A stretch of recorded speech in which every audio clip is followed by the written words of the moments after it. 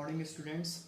स्वागत है आपका मैथ की क्लास में। और आज हम देखेंगे एक्सरसाइज 1.1 वास्तविक संख्याएं। कल हमने वास्तविक संख्याओं के बारे में थोड़ा बहुत पढ़ा था कल की वीडियो में, जो आपको यूट्यूब पर मिल जाएगा। मेरे चैनल का नाम है संतोष गौड़ और आप उस पर सर्च कर सकते हैं। इसके अलावा आज हम देखेंगे एक्सरसाइज 1.1, जिसमें कुछ क्वेश्चंस हैं जिसको हमें यूक्लिड विभाजन प्रमेयिका के आधार पर लगाना है। तो सबसे पहले हम ये समझ लेते हैं कि यूक्लिड विभाजन प्रमेयिका होती क्या है।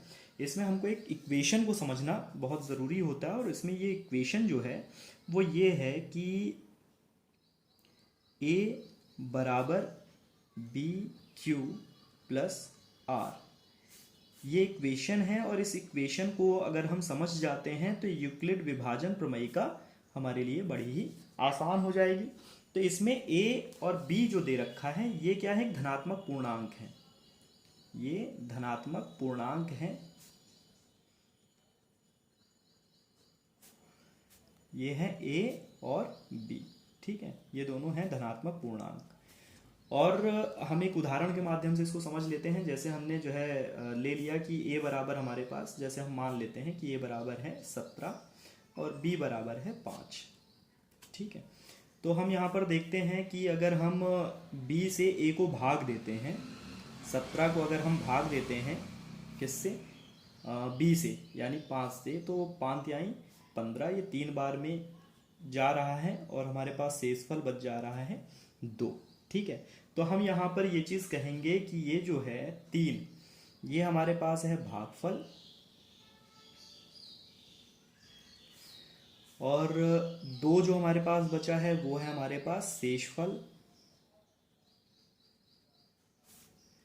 यहाँ पर जो 5 है वो है भाजक, और जो 17 है वो है भाज्य। ठीक है, तो हम ये देखते हैं कि इक्वेशन के हिसाब से a बराबर बी क्यू प्लस आर। ठीक है, तो इसका मतलब ये है कि जो a है वो है भाज्य, भाज्य बराबर होना चाहिए भाजक गुणे भागफल, और इसी में प्लस कर देंगे शेषफल को। तो ये हमारे पास होना चाहिए, बचना चाहिए। ठीक है, यही हमारी इक्वेशन कह रही है। और हम देखते हैं जो हमको नंबर्स दिए गए हैं उन नंबर्स को हम इस इक्वेशन में रख करके देखते हैं।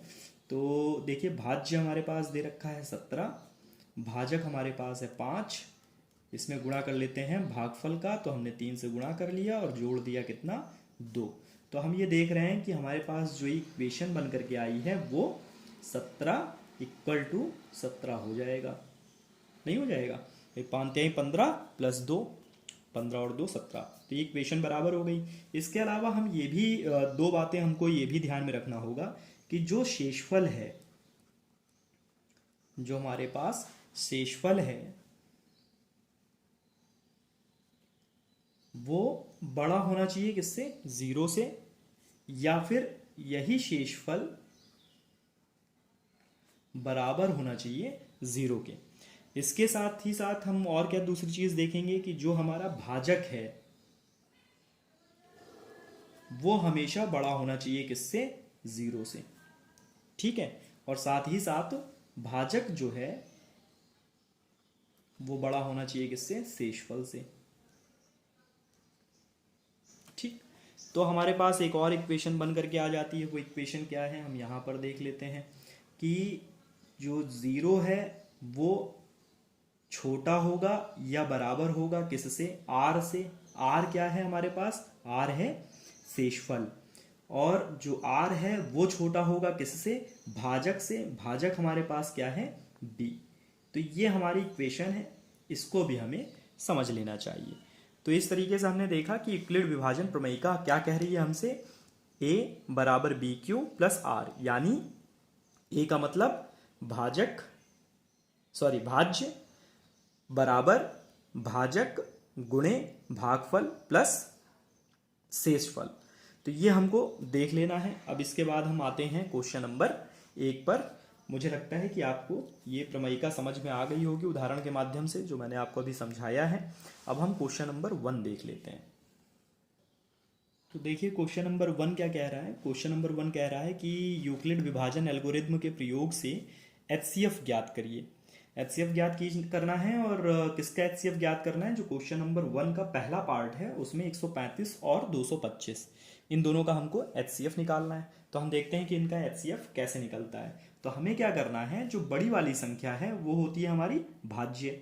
तो हम उसको क्या करेंगे, 225 को बीच में लिख लेते हैं, और जो भाजक है 135 उसको हमने साइड में लिख लिया। अब हम देखते हैं कि 135 जो है का जब हम 225 से निकालेंगे तो कितनी बार में आ जाना चाहिए। 135 दूनी कितना हो जाएगा, 270, और जबकि हमारे पास है 225 तो ये बड़ा हो जाएगा। तो हम एक बार में देखते हैं, 135 वन जा 135। अब हमारे पास शेषफल क्या बच गया, 5 में से 5 चला गया 0, 12 में से 9 3 गया तो 9 बचा। ठीक है, हमारे पास आ गया 90। अब हमको क्या करना है, ये 90 हमको मिल गया। अब 135 से 90 तो कटेगा नहीं, छोटा हो गया। तो इस वजह से हम क्या करते हैं कि यहाँ पर एक बार फिर से 90 से भाग देंगे, किसको, 135 को। 135 को यहाँ लिख लेंगे। ठीक है, अब 90 दूनी हो जाता है 180। तो इस वजह से ये भी एक बार में हम देखते हैं, 135 एक कम एक, सॉरी 90 एक कम 90। अब हमारे पास कितना बच जाएगा, 5 और 4, 45 बच गया। अब हम देखते हैं कि 45 भी 90 से छोटा है। तो इस वजह से हम क्या करेंगे, यहाँ पर 90 को अब यहाँ लिख लेंगे। ठीक, अब 90 को हमने यहाँ पर लिख लिया, तो 45 से 90 दो बार में कट जाएगा, 45 दूनी 90।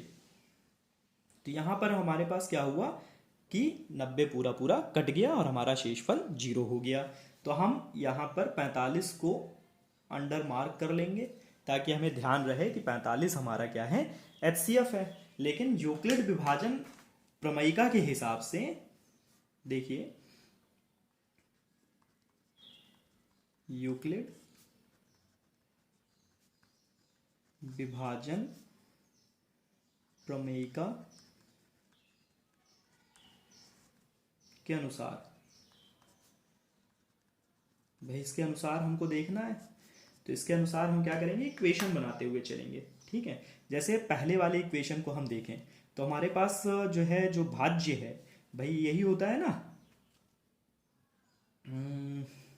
हम यही तो लिखते हैं, भाज्य बराबर भाजक गुणे भागफल प्लस शेषफल। ठीक है, अब हम यहां पर देखेंगे कि जो हमारा पहला भाज्य था वो क्या था, 225। तो हम क्या करेंगे, यहां पर लिख लेते हैं 225 बराबर भाजक हमारा क्या है, वो है 135। तो हमने यहां पर लिख लिया 135। भागफल हमारा क्या था, 1 था, हमने 1 लिख लिया। शेषफल हमारा कितना था, 90 था, हमने 90 लिख लिया। तो आप देखिए क्या ये 225 के बराबर है इक्वेशन में, 135 गुणे 101 तो 135 हो जाएगा, 90 जोड़ देंगे तो कितना आ जाएगा, 225। यानी इक्वेशन ये ठीक है। उसके बाद हम देखते हैं दूसरा हमारा भाज्य क्या है। अब यहाँ पर हमारा भाज्य हो गया 135। तो हम क्या करेंगे, 135 को यहाँ पर लिख लेंगे, और जब ये भाज्य है तो हमारा भाजक क्या हो गया, 90 गुणे, अब यहाँ पर भागफल है 1 और शेषफल हमारे पास कितना आया था, 45। तो हमने 45 लिख लिया। 90 कम 90 और 45 जोड़ देंगे तो 135 आ जाएगा, ये भी ठीक है। अब हमारे पास भाज्य क्या है, 90 है। भाजक हमारे पास क्या है, 45 है, और 45 के लिए भागफल हमारे पास क्या है, 2 है, और इसमें हमारा शेषफल क्या है, कुछ नहीं, 0 है। तो ये भी इक्वेशन 90 के बराबर हो गई। इस हिसाब से हमारे पास जो लास्ट में भाजक बच जाता है, जहां पर शेषफल हमारा क्या हो जाता है, 0, तो हमारा जो एचसीएफ होगा वो एचसीएफ क्या हो जाएगा, 45। ये हमारा आंसर हो गया। क्लियर है, आपको ये चीज समझ में आ गई होगी कि लास्ट में जब हमारा शेषफल 0 हो जाए तो उस समय जो हमारा भाजक बच जाता है वही भाजक हमारा एचसीएफ हो जाता है। चलिए अगला क्वेश्चन देखते हैं।